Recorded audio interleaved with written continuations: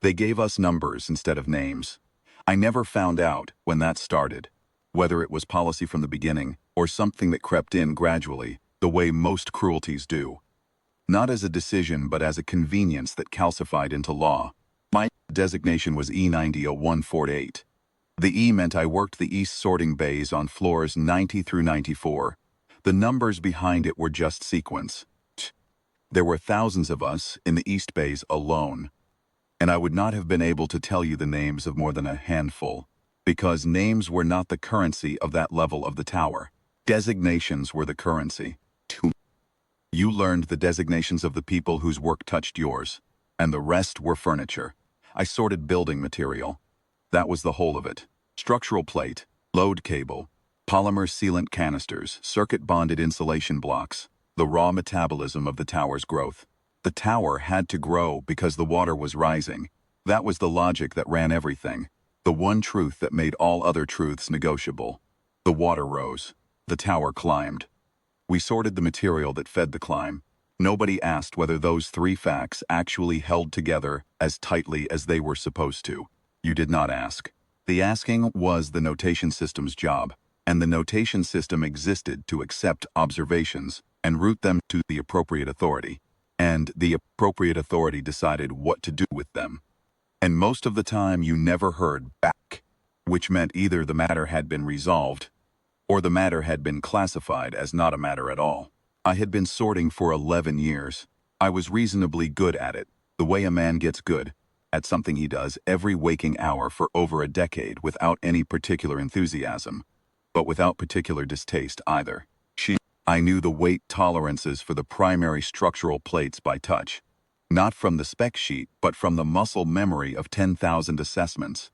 I could gauge a bad polymer seal by the sound the canister made when you tapped it with one knuckle, a hollow resonance where there should have been the flat thud of a full pressurized chamber. I had opinions about load cable that no one ever asked me to share, though they were sound opinions. The cable that came through in the last quarter before my accident was undersized on the secondary tensile rating, and if I had been asked, I would have told someone. I was not asked. I filed a notation. I did not hear back. The tower was, in those years, somewhere above the 2,000 floor mark and still climbing. I had never been higher than floor 94 and had no particular interest in going. The upper floors were where number 1 and the administrative tier lived. The planners, the growth engineers, the population managers who decided which floors were retired when the upper stories needed the material or the space. The concept of a retired floor was one of those administrative abstractions that you did not examine too closely if you were a sorter, because examining it too closely led to other examinations, and other examinations led to notations, and too many notations led to places none of us particularly wanted to go. Everything we sorted eventually went up. Nothing useful ever came back down. That was indistinguishable from every other morning, which seems like it should not be possible, but is in fact the normal condition of a sorting bay. Each morning carried the same quality of gray industrial light, the same smell of polymer and machine oil and the distant brine that never fully left any level of the tower regardless of how far up you were. The same sounds of conveyors running and material clanking through the assessment lines. I was running a lot assessment on a pallet of insulation blocks when the conveyor bearing on line 7 gave out. It was not a dramatic failure. The bearing had been degrading for weeks. I had filed the notation twice, once with specifications and once with a projected failure window. The third notation was the one that caught up with me instead of the bearing, because when the line seized and I leaned across the housing to manually release the pallet brake, the locking bar came down on the back of my left hand, and the whole assembly lurched sideways as the release pressure equalized, and I went over the edge of the sorting platform and dropped 12 feet of open shaft to the sub-bay floor. I did not lose consciousness. I'm not sure why I keep that detail. It has come up every time I've told this account, and there seems to be an expectation that some bodily drama accompanied what came afterward, as though the significance of what I found below required a proportionate physical price to be credible. Price was a broken hand and bruised ribs.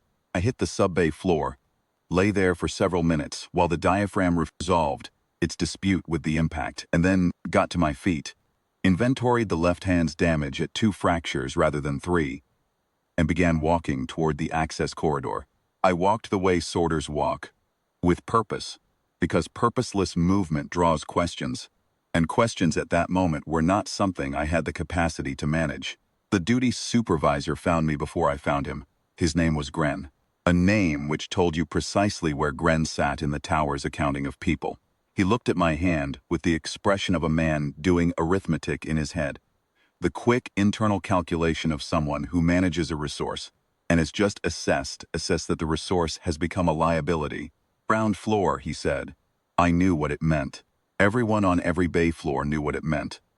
There was a population distribution protocol that number one's office had introduced some years before my time in the East Bays, instituted as a response to the accommodation pressures created by the tower's continuous upward growth. The upper floors, which required more material and more space for the growth infrastructure, absorbed downward pressure by retiring lower floors and relocating their residents upward. Problem was that the upper floors had a ceiling on absorbing people. Not a physical ceiling, but a logistical one. The basic arithmetic of space and resource per person. When the absorption limit was reached, the overflow went down. The ground floor, the loading bay level, the place where material arrived from the supply transfers, before it was sorted and sent up. When the supply transfers were running, the ground floor was functional. When they weren't, which was increasingly the case, as the tower became more self-sustaining in its material loops, the ground floor was storage. And when it was storage, it was also, by some administrative logic I never fully diagrammed, residential for the people the tower's upper calculation had rounded down. I can still sort, I said. The hand was broken. The hand was not the only hand I had. Gren looked at the hand. Ground floor, he said again. It was the same sentence. It had the same weight the second time, which told me it was not a sentence with room inside it for negotiation. I collected my materials and went down. The ground floor was not what 11 years of sorted impressions had built in my head. Picture I had assembled from fragments, overheard comments, notation cross-references, the particular tone in people's voices when the ground floor came up in conversation was of a compressed, degraded space, dim and crowded and smelling of the sea that pressed on the tower's outer shell, a place where the tower's discards went to diminish quietly and not trouble the operational levels above. What I found instead was vast. The ceiling height was extraordinary, 60 or 70 feet of original construction space, with the structural ribbing exposed along the walls. The tower's skeleton, unfinished and unbeatified. The bones of the thing visible in a way they never were on the working floors where every surface had been covered, classified and optimized.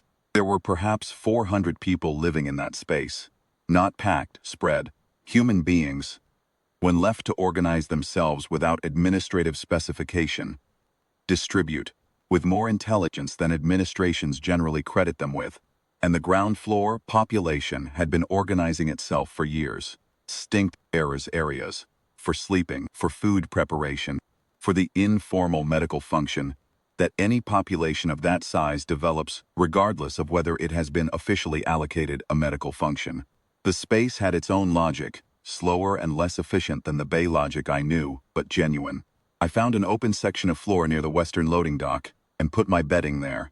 The informal medical person on the ground floor, a woman who had been a trauma nurse before the water, reclaimed the institution she had worked in, wherever that had been, wrapped my hand with the particular efficiency of someone who has done this many times in conditions worse than these. She did it without being asked and without making conversation about it, which was the manner of a person who has learned that unsolicited competence is more useful than solicited comfort. When she finished, she told me, also without being asked, that she had been on the ground floor for 3 years. The notation system, she said.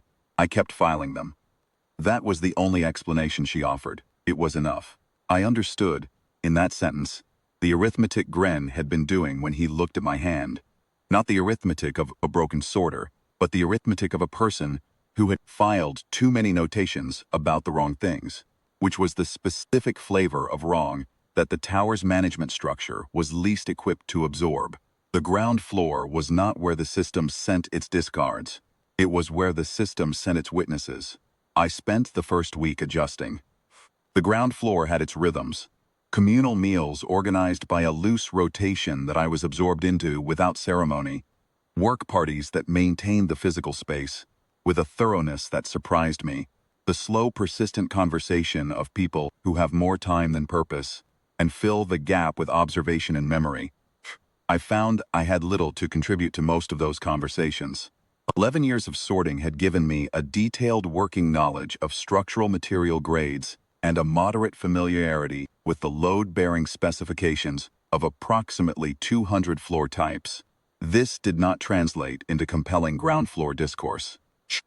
I listened more than I spoke, which was not unusual for me, and I paid attention to the space in the way I had always paid attention to workspaces. Looking for what was off, what didn't match the expected pattern, what the notation system would have flagged if anyone had been running assessments down here. On my 8th day I noticed the water. Not the outside water. That was ambient, as constant as air pressure, present in every low-frequency groan of the tower's outer shell, and every subtle equalization shift you felt in your inner ear when the flood levels shifted outside. This was inside water. Specifically, the seam along the base of the western loading dock, where I had set my bedding, produced, at irregular intervals, a thin, slow seep. Flooding, not a crisis, a seam. The kind of finding that, on any operational floor, would generate a maintenance notation, be assessed as minor structural infiltration, and be permitted to persist because the resource allocation required to address it had been committed elsewhere, upward, always upward. I followed the seam the way I had always followed anomalies in the bay, without deciding to investigate so much as finding myself investigating. The habit overriding the context. It ran from the dock base along the concrete substrate to the northwest corner of the loading floor, where the original construction had incorporated a heavy gauge floor access hatch. The inspection type, with a 4-bolt locking plate, the kind included in early phase tower builds to allow subsurface structural assessment, before the tower's weight fully settled onto its foundation.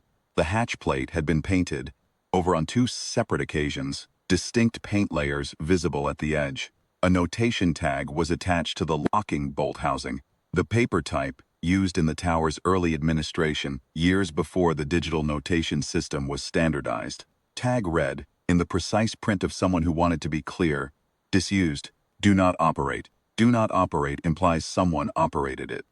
Past tense operation implies a decision was made after that operation to prohibit further operation. Prohibition affixed to a tag implies the prohibition was issued to specific people who were expected to encounter the tag, which meant the hatch had been in active use by a population with access to the ground floor. I opened it on the 12th night, late, when the ground floor was at its quietest and the ambient sound of 400 people sleeping made a reasonable cover for the particular sound of 4 seized bolts, being worked free by a sorter with 1 functional hand, and 11 years of experience coaxing resistant mechanisms. Below the hatch was a maintenance shaft, vertical, with original inspection rungs set into the concrete wall. The shaft dropped 30 feet. Below the shaft was something that had no precedent in anything I had ever sorted, assessed, or filed a notation about. A flooded chamber. The original base-level structure of the tower. The lowest habitable space, built to rest on whatever substrate had existed before the world went under. It was mostly water now. Dark water, warm in the way that sealed enclosed spaces generate warmth from the slow heat exchange of the materials around them, carrying a smell that was brine and concrete and something else, something biological, something with the particular organic weight of a living system, in a space not designed for living systems. I descended on the rungs which held without protest. I reached the bottom and found a narrow ledge, perhaps 18 inches wide, running along the near wall above the waterline. I was standing shin-deep at the ledge's outer edge when I heard the breathing. Nothing with lungs the size of a human's makes that sound. The inhale was long and deliberate and vast, the sound of volume being moved through a passage built for a much larger flow. Between the exhales was a silence that was not empty. It was weighted, present, the silence of something very large deciding to remain still. Each breath was spaced perhaps 30 seconds from the last. The breathing had the quality of something that had been breathing in this rhythm for a long time. In this place, waiting. I did not leave. I am being precise about this, because the temptation in any accounting is to assign the decision not to leave to something better than its actual cause. I did not leave because I was, by 11 years of professional conditioning, constitutionally incapable of identifying an anomaly and walking away from it unassessed. Breathing was an anomaly. It was in distress. Not acute distress, not the distress of a crisis, but the slow chronic distress of something that has been sustaining itself past the point where sustaining is easy. I recognized that quality because I had heard it in my own breathing during the worst of the Bay work, and had never even then been able to stop paying attention to it. I found my hand lamp and switched it on. The creature that occupied the far end of the submerged chamber was unlike anything in the tower's records, and I knew those records. The history archive was accessible from the documentation terminals, and in 11 years of waiting for allocation logs to process, I had read more of it than most people found relevant. It was enormous, in the way that a thing is enormous when your brain has no category to put it in and falls back on the raw physical data of scale. Scaled along its entire visible body, the scales the color of weathered slate after long immersion, ridged and layered in overlapping plates that ran from what I could see of its neck down along the flanks and the partially submerged hindquarters. The scales on the flanks had the structural geometry of load-bearing architecture. The overlap pattern was not decorative. It was engineered. Wings were folded against the body, the membrane pale at the edges where it had been pressed long against the wall. The bone structure of the leading edge visible as a ridge. The head rested on the foundation ledge that crested above the waterline on the far side of the chamber, angular and ancient, with the particular density of something that had been accreting mass and dignity for a very long time. One eye was above the water. It was the size of a survey lamp, and it was looking at me with an attention that was not alarm and was not welcome, but was something more considered than either. I said the only thing that presented itself. "Are you injured?" The eye considered this. The breathing continued at its enormous interval. Then the creature spoke. The voice was so low that I felt it in the ledge under my feet before my ears resolved it into words. A sub-frequency that the body processed before the mind did. The vibration of something vast using a fraction of its available register. "Nathan," it said, "I process the syllables to a name, not a designation. A name in the sense of a thing freely given, chosen or received, the kind of identification that belongs to a person rather than a position." E90, 1248, I said. Then, because that felt like a poverty of response to an act of naming. "I sort building material. East bays, floors 90 through 94. I work them, I'm on the ground floor now." The eye held steady. Nathan breathed. The water moved in the minor ways that enclosed water moves when something large is at rest in it. "Tower," Nathan said. "It is not what they believe." It was spoken with the particular weight of a statement that has been composed over a long time and is being given in its final form. Slow from difficulty, slow from exactness. "Tell me," I said. What Nathan told me required 9 nights to complete, because Nathan's strength was uneven, and some evenings produced only a few minutes of speech before the breathing deepened, and the eye closed, and I sat on the ledge in the dark and waited, and other evenings produced long sustained accounts that I committed to memory with the same methodology I applied to allocation log anomalies. Sequence, cross-reference, implication chain. Each visit I brought something from the communal stores on the ground floor. Water, which Nathan accepted by lapping from the cupped surface of the flooded chamber, and later food, from the communal preparation, which Nathan did not eat but seemed to find reassuring as an offering. The way very old creatures sometimes find the gesture more meaningful than its content. On the third night, Nathan asked me about the ground floor. Not the physical space, which it understood from the vibrations that passed through the foundation structure, but the people in it, what they did, how they organized themselves, whether they were afraid. I told it what I had observed in the 2 weeks since my arrival. The informal governance, the communal work parties, the nurse and her waterproof notation board. The The quiet, persistent industry of 400 people who had been told by the system above them that they were surplus. Nathan listened to all of it without interruption, and when I finished, it said something that I have thought about many times since. The ones who notice, Nathan said, they always go down eventually. Your kind builds the system and then removes the people who see what the system is doing. It is not unique to this tower. I asked what it meant by that. Nathan's eye moved to the cracked southwest rib and held there for a moment before returning to me. We have watched many structures, it said. Not all of them were towers. The shape changes, the pattern does not. The ones who look at what is actually there, rather than what is supposed to be there, they are the ones the structure most needs and least tolerates, till the structure cannot afford to lose them anymore. I thought about that for a long time after I climbed back up. I thought about it in the context of the ground floor population. 400 people, most of them there, because they had looked at something clearly and said so. A structural engineer who kept modeling the foundation stress. A nurse who kept filing medical notations about conditions the administration had categorized as resolved. A sorter who had marked undersized cable twice and on the third attempt had lost the use of his left hand. The ground floor was not the tower's failure. It was the tower's suppressed immune response. The part of the system that detects what is wrong and gets quarantined because what it detects is inconvenient to the floors above. That realization did not make the situation less urgent. It made it more precise. Urgency without precision is panic. I had no interest in panic. I had a broken hand and 11 years of patience and a very clear picture of what needed to happen next.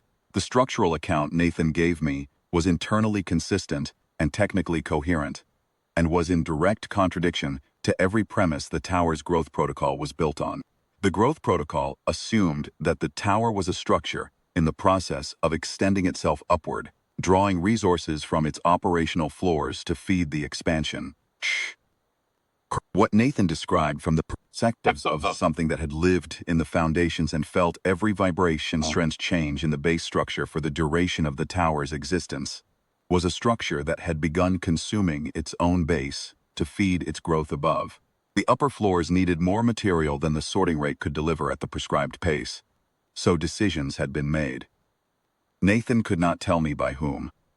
Only that the change in vibration pattern had been gradual and then consistent, to begin pulling material from the lower structural reinforcement rings, the deep ribs, the foundation elements that held the tower's weight above the waterline, not all at once, not as a single decision, the way all structural failures begin, incrementally, each small reduction locally justifiable, each one a response to a pressure above that seemed more urgent than the slow, quiet resistance below. Foundation does not shout, it gives, and the giving is silent until it is not. Nathan's kind had been many once. Before the water, they had occupied the deep structures of the drowned world in ways that the tower's pre-flood records described in terms I recognized as meaning something very different from what the record's authors had understood them to mean. The draconic remnant, as Nathan named the collective without self-consciousness, had watched the early tower construction from below, had watched the footings go in, the base structure assembled, the tower rise, had moved through the foundation spaces as the build advanced, had begun as the tower grew and the vibrations changed, to diminish in number as the lower habitat deteriorated and the ones with the strength to relocate did so. Nathan had not relocated. Nathan was beyond the expenditure that relocation required. And Nathan had, for a reason that took several nights to articulate fully, chosen to remain. There was a chance, Nathan said. On the fourth night, when the account had progressed to the period approximately 20 years before my descent, someone would come down again. Again. Someone was here before, I said. Yes. Recently.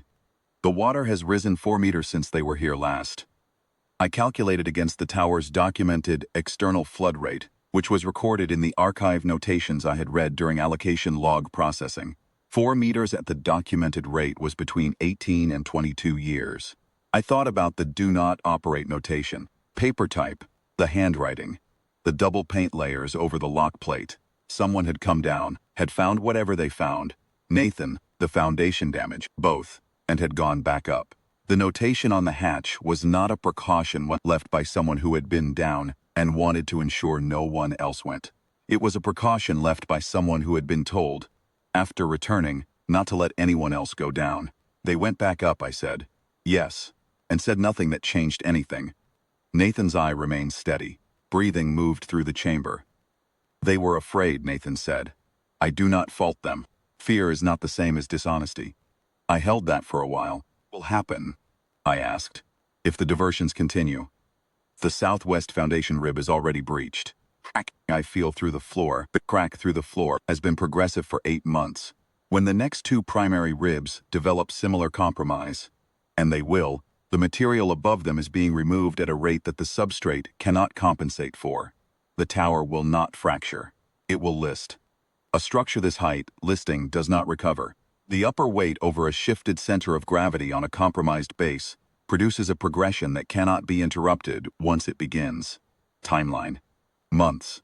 Cannot be more precise. The rate of removal above varies. If it slowed, the window extends. If it accelerated, it closes faster. I climbed back up that night and lay on my bedding and did not sleep for a long time.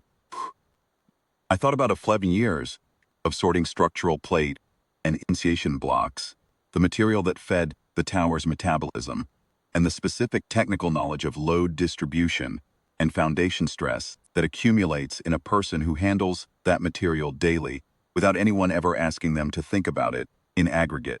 I thought about a trauma nurse who had filed notations for 3 years and been sent to the ground floor. I thought about the arithmetic in Gren's eyes.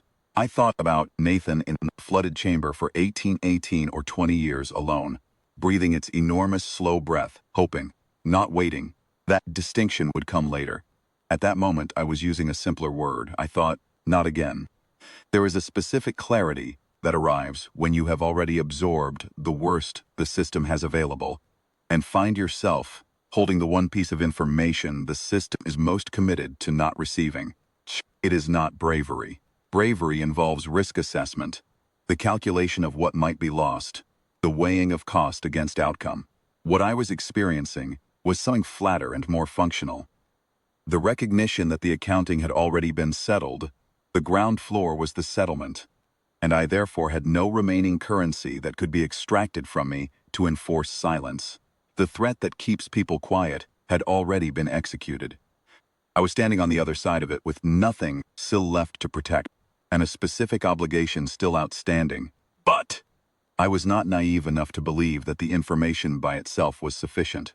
I had watched the notation system for 11 years. I had watched technically sound observations dissolve into the administrative structure without producing any downstream change. What was needed was not just the account of what Nathan had told me. It was documentation that could not be dissolved. In the hands of someone who could not be told it was a misunderstanding, delivered in a way that made the act of suppression observable rather than routine, required help. The nurse's name was Sira. Had not learned it in the first week because the ground floor's introduction conventions were informal, and I had not pushed. I learned it on the 15th night, when I told her what I had found below the hatch, and watched her face do the thing faces do when a person who has been professionally trained to assess and respond encounters something genuinely outside their assessment framework. A brief suspension, a recalibration, and then the professional function reasserting itself, because the professional function is what a trained person has, instead of panic. Show me, she said. Oh. We went down together the following night. I had extended the hand lamp cord from the shaft rung to give better coverage of the chamber. Nathan's eye found us in the light, found me first, the familiar presence, and then moved to Sarah with the patient deliberate attention it brought to every new assessment. Another of yours, Nathan said. She can help, I said. She has a skill I don't. Sarah was already moving her light along the visible southwest foundation rib, which showed the crack propagation I had been mentally logging across the 9 nights of visits. She had brought a waterproof notation board, the kind used in the tower's early medical bays for wet environment charting, which she had kept out of professional habit, with no particular expectation of ever using it again. She took measurements, angles, dimensions, crack width, at 3 points along the progression, water infiltration rate at the seam where the rib met the floor structure, material stress signatures in the visible rebar where the concrete had spalled. She worked the way she had probably worked in the trauma bay. With total absorption, no wasted motion, the concentration of a person who understands that the quality of the documentation is the quality of the case. She spoke to Nathan twice during the assessment, and Nathan answered both questions with the same methodical precision it brought to everything. Specific observations about when the cracking had first become audible through the chamber walls. What the vibration signature had felt like in the weeks before the southwest rib's visible surface breach appeared. When we climbed back out, Sarah was quiet for a full minute. Then, 6-month failure window, possibly 8 if the material removal rate above decreases immediately. It won't decrease without authorization from a level that has been specifically suppressing this information. I know, I said. The allocation logs would show the diversion pattern, she said. Floor 31 runs the material chain documentation. If someone signed off on pulling from the lower reinforcement rings, it's in those logs. I had been thinking the same thing. 11 years of sorting creates an involuntary familiarity with where in the documentation structure particular kinds of records live. I can reach the floor 31 terminal, I said. My vertical transit authorization was never formally suspended. Clerical gap. And if the logs show what we think they show, who do you take them to? Whoever in the growth engineering division signed the diversions. Someone with engineering credentials authorized this. Someone who understands, at a professional level, what the foundation stress data means. If that person has been suppressed, I want to know by whom. If that person has not yet seen current documentation of the foundation condition, I want them to have it. Sarah thought about this. And if the authorization goes all the way to number 1's office? Then I take it to number 1's office, I said. Shh. I'm already on the ground floor. The mechanism they use to suppress notations has already been applied to me. There is no lower floor than this one.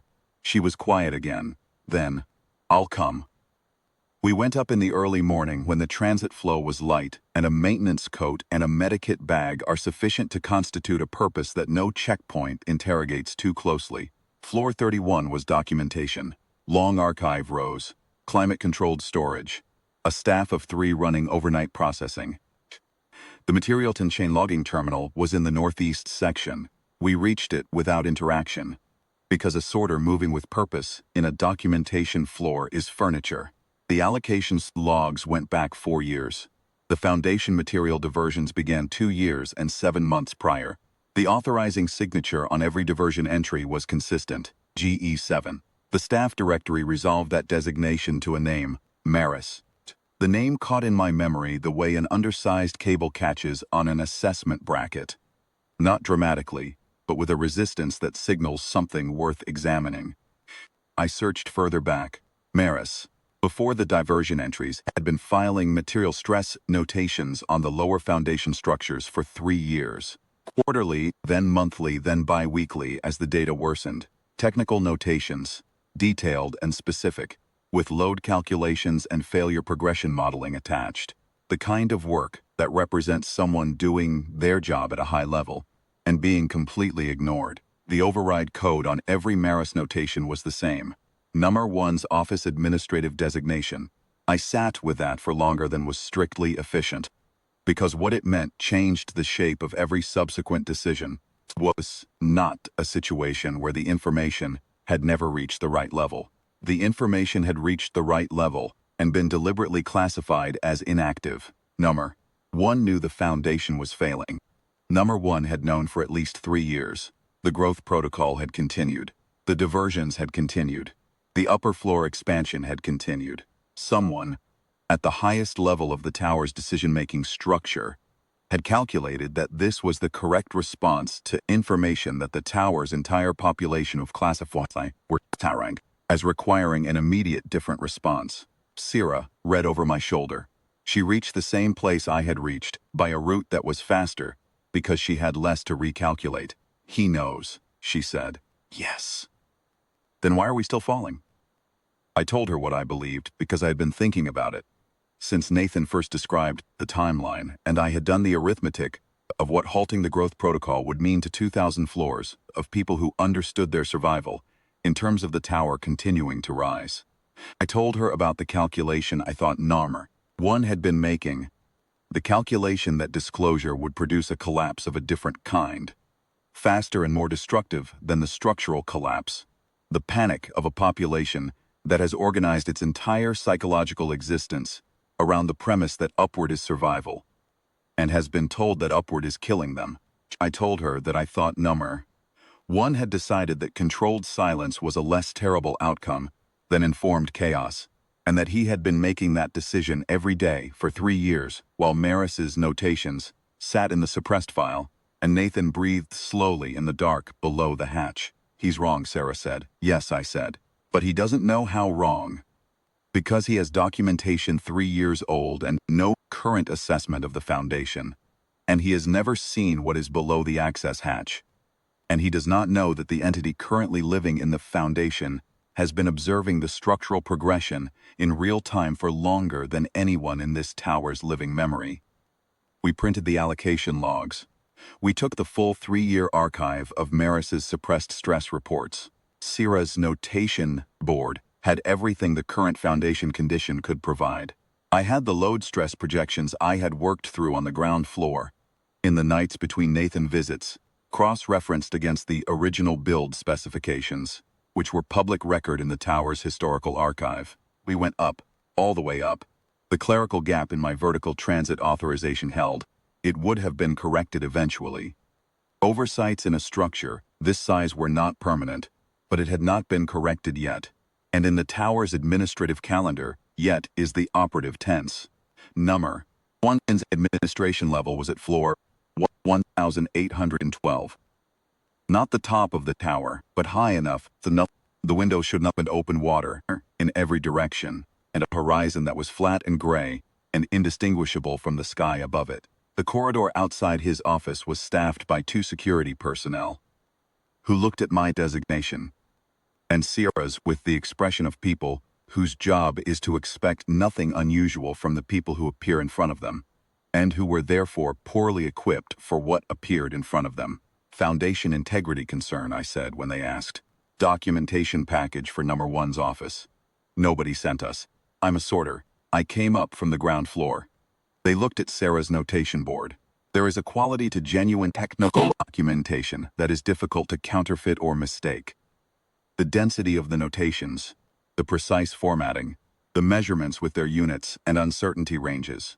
A person who processes documentation can identify authentic technical work from a distance. We waited 22 minutes, I counted. The patience was a professional attribute number 1. Was older than I had constructed from the administrative abstractions through which his presence was communicated downward. Not older in the sense of weak, older in the sense of someone who has been carrying a specific weight for a long time, and has the posture of it. The slight permanent compression of a person whose burden has become structural. He looked at my designation. He looked at Sarah. He looked at the notation board and the printed logs. Floor, he said. Not a question. An identification. Yes, a long silence. He moved to the window. The water was flat and gray and complete. Maris's projections gave us 14 months, he said. That assessment is 3 years old. This documentation is 4 days old, I said. Sarah's notation board on the desk. The Southwest Foundation rib is already breached. Current diversion rates. 2 additional failures are within months. There is a source of information about the current foundation condition that your office has not had access to. He looked at me. What source? I told him about Nathan. I told it plainly. The way I had learned to give load assessments, without preamble, in sequence, with the measurements where the measurements belonged. I told him what Nathan was, what Nathan had observed from the foundation over the years of the tower's construction and decline, what Nathan had described about the cracking progression and the vibration changes and the loss of the other members of its kind as the base habitat deteriorated. I told him how long Nathan had been waiting for someone to come back down through the hatch. Number 1 listened. He sat very still, the stillness of a person receiving information they cannot categorize against any existing framework, and are therefore being extremely careful to remember accurately. When I finished, he said, "If I halt the growth protocol, the tower will know something has changed. Yes. Fear. Disorder. Population of 2,000 floors that has been organized around the principle that we climb or we die. Told that climbing is what's killing us." Fear. Yes, I said. I've been on the ground floor for several weeks with 400 people who were sent there because they filed accurate notations that the system didn't want to receive. They are, on the whole, more capable of managing accurate information than the system gave them credit for. They've been doing it already, about their own situation, for years. Another silence. He looked at the notation board for a long time without speaking, then, "What do you need?" "Maris," I said, "and authorization to show Ferris what is below the hatch." He called for Maris. Maris was in the building. Not in the office, but in the building, on call. In the way that someone is on call, when they have been waiting for a specific development for 3 years and have never stopped expecting it to arrive. They were a small exact person, with the compressed energy of a structural engineer who has been sitting on a load calculation that nobody would accept, and the particular alertness of someone in whom professional anxiety has been running continuously for long enough that it has become a form of rest. Maris looked at Sarah's notation board for 45 seconds without speaking. "Southwest rib," Maris said. "Yes," Sarah said. "This crack propagation pattern, .7 on the load face. Not a question. Recognition. 4 days ago. And there's a direct observation source below the access hatch." "Yes," I said. "Decades of continuous observation." "Possibly longer." Maris looked at me with the eyes of someone whose private structural model has just been handed an input that makes it significantly more precise. "I want to go down. Nathan is declining. I know how much time remains." Maris looked at number 1 number.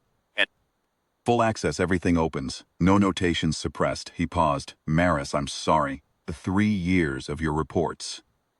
Maris absorbed this with the stillness of her person who has rehearsed the moment of hearing those words many times and finds the actual delivery both more and less than the rehearsal. "Show me the way," Maris said to me. We went down, all of us, Maris, Sarah, myself, number 1 followed without announcement, without explanation, without making it a statement. He came because some things cannot be understood from 1,400 floors above them, and he was a person who, at the point of reckoning, was capable of understanding that. Shaft, the ledge, the dark water. Breathing, slower now than it had been on my first descent. The intervals longer, the depth of each inhale slightly reduced. Nathan's eye found me first in the light of 4 hand lamps. Then, moved to the others with the patience of something that reads intentions rather than faces, and reads them slowly, and reads them well. "More of yours," Nathan said. "People who can help," I said. "Who need to see."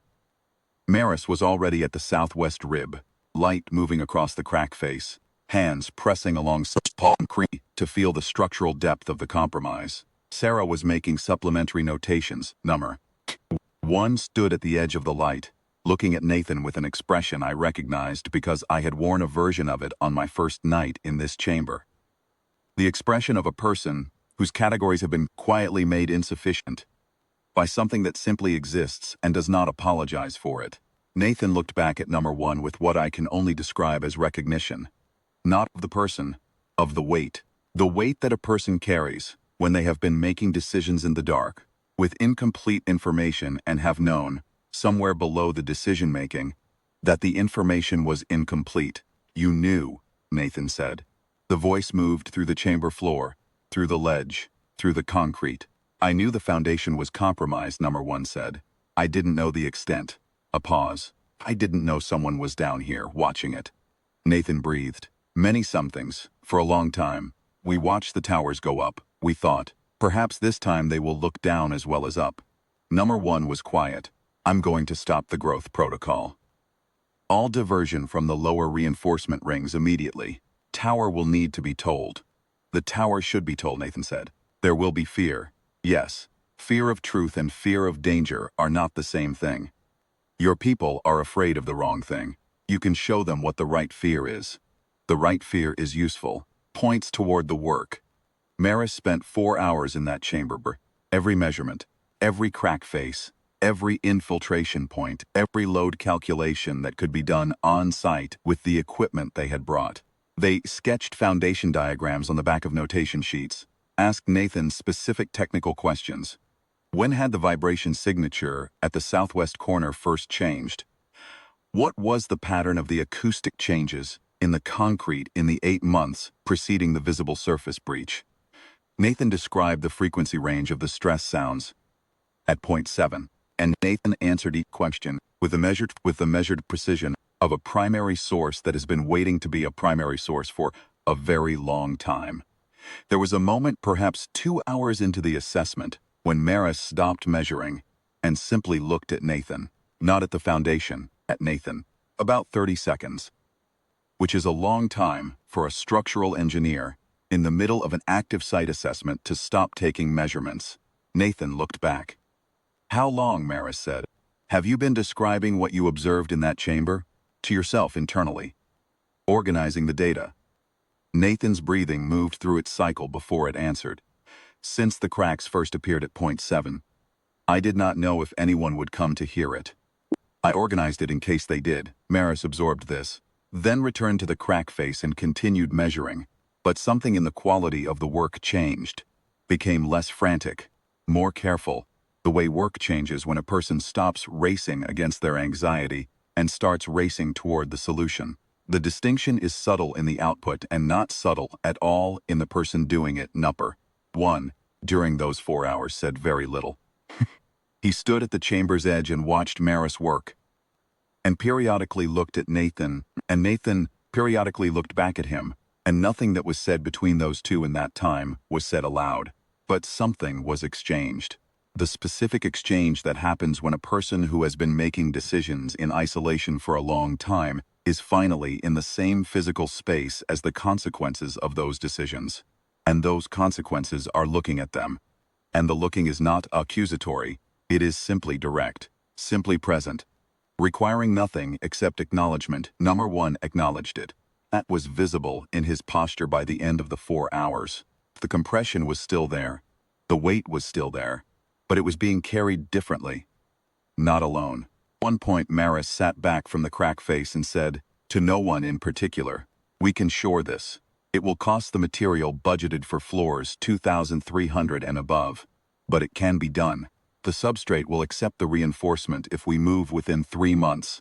That sentence, in that place, with Nathan's breathing in the background, that was the specific moment when the tower, what remained of it above an endless sea, chose to be something other than what it had been becoming. I stayed when the others went back up. Nathan's breathing had changed during the 4 hours of Maris's assessment. Shallower, the intervals irregular in a way they had not been. The enormous, slow rhythm developing a hesitation at the peak of each inhale, as though the decision to complete the breath required slightly more intention than it had before. I sat on the ledge, with my feet in the water, and said nothing, because nothing I could say would be load-bearing in that moment. And I had 11 years of professional training in not speaking when silence does the actual work.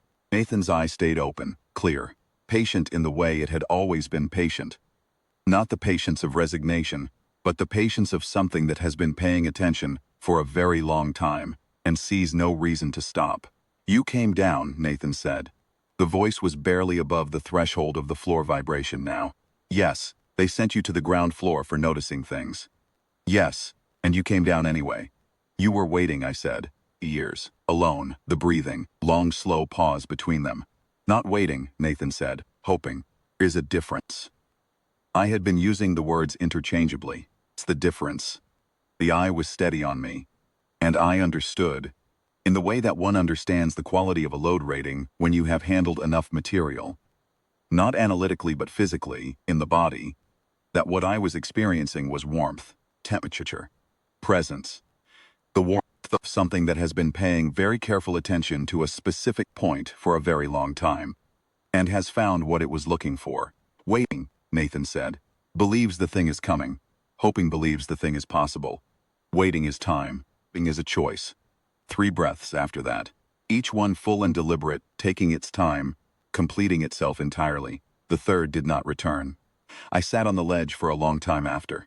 The water moved the way water moves in an enclosed space when the large thing that was displacing it no longer displaces it.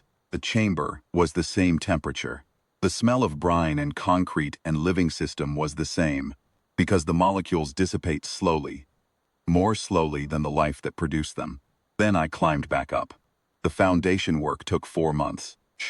Maris led it from the lower levels, in person, with a crew assembled by an open call that described the work and the conditions honestly, and asked for people who understood structural mechanics and were willing to work in environments that required manual assessment alongside instrumented measurement.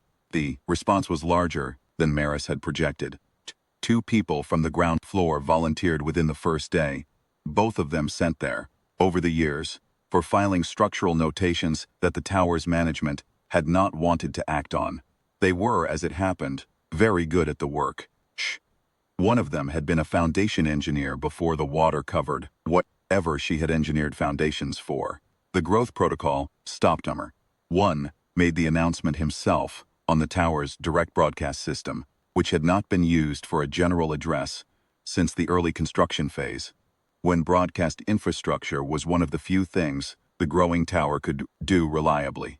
He told the tower the truth in the form Maris had given it. Here is the structural failure. Here is its current state. Here is the work being done. Here is the timeline. Here is what we do not yet know. He did not manage the fear. He named it. The correct fear, the one that pointed toward the work. There was disorder on some floors. The middle floors managed it better than anyone in the administration had expected, which should not have been unexpected, because the middle floors had been self-organizing without administrative support for years and were, as a result, significantly more capable of collective response than the administration's models had credited. The second tower made contact on day 63. Their opening signal was a structural distress flag, not a greeting, not a diplomatic formality, a functional emergency notification sent on the shared infrastructure frequency that both towers had been ignoring for years, on the assumption that competition for resources precluded cooperation. Their foundation, as I had told number 1 it would be, was also compromised. Their timeline was shorter than ours.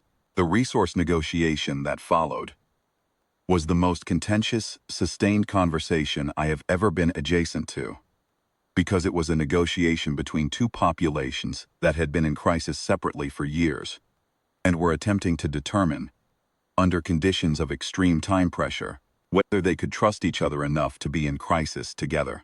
It turned out they could. Most things turn out to be possible when the alternative is both parties going under. Sarah went back to practicing medicine. She was reinstated formally, with designation restored and bay access expanded to the lower levels, where the medical needs were most acute. She sent me a notation every few weeks.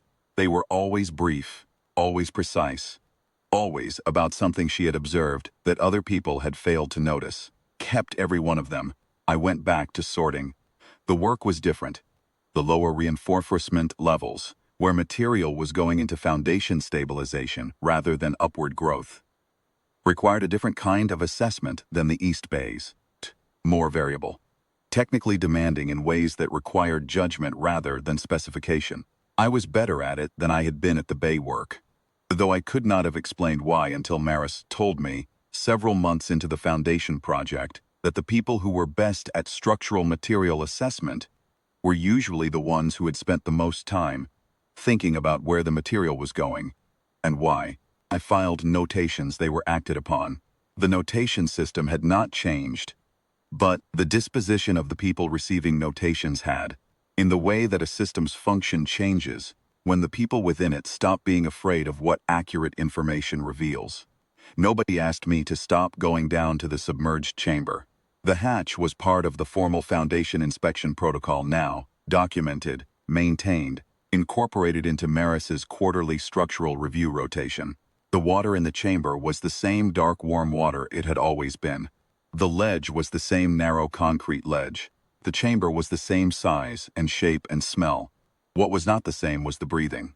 I went down anyway, not waiting for anything, not expecting anything, going because the habit was older than the loss, and because the chamber was a place where someone had chosen, for 20 years, to remain present in a space that was getting smaller and darker and colder, on the chance, not the certainty, the chance, that someone from above would eventually find their way down and look.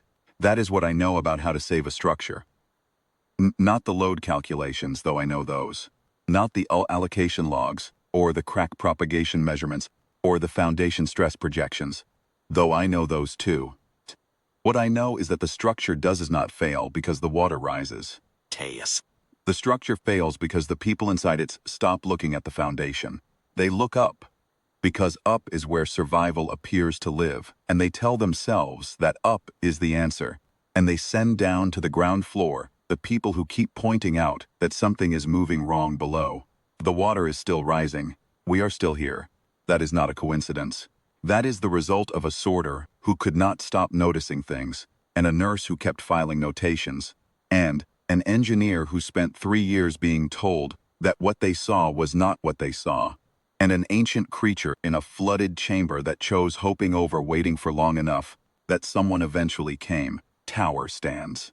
Towers stand now in contact, sharing what they know about their respective foundations, arguing about material allocation in the specific productive way that two desperate populations argue when they have decided that the argument is preferable to the alternative. Sort material on the lower floors.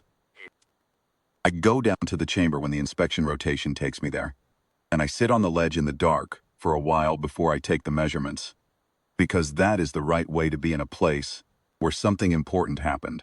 And then I take the measurements, and I file the notation, and I go back up. The water is still rising. So, now are we. And this time we are looking at the foundation while we climb.